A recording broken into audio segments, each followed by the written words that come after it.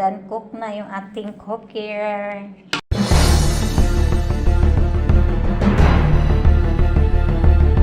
Guys, ngayon magluluto kaming kalderitang manok. Ito yung sibuyas, bawang, kamatis, carrots, and patatas, at sal.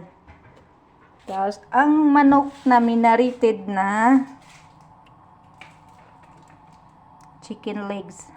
Yung peanut. Ngayon, nakompleto gid ang video. Kaya naligo ang person saka liver spread. Yan, ginisa ang sa bawang.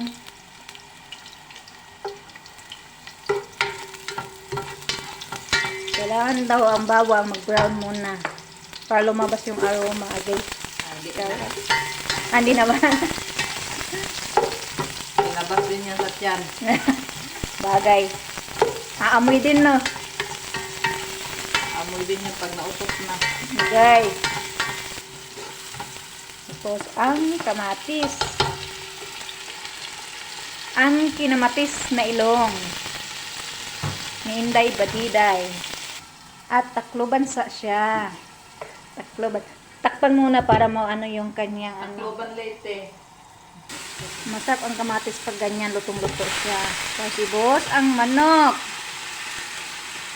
Si Sulaiman pa, ibutang ang manok.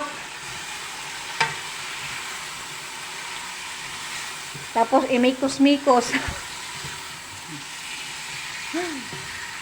Butangan. Lupig ang dilat ang Ilagay ang tomato paste.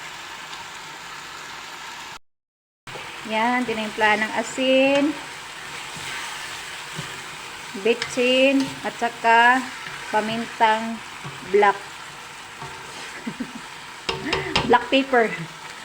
Ilagay yung minarinated mo na manok. Sayang yon, ilabay.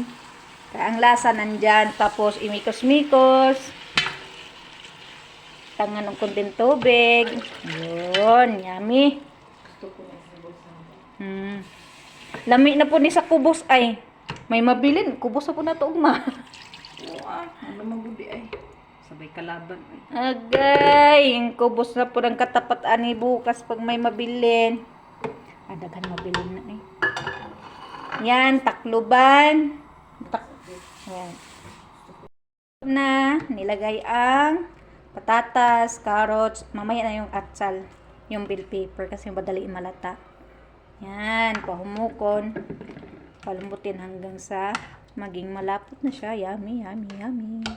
Done cook na yung ating cooker. Yan, dami ka. Yasud ana mo for today. Uy, inggit yan. Sarap talaga pagkain namin. Kanon. Kain mga person.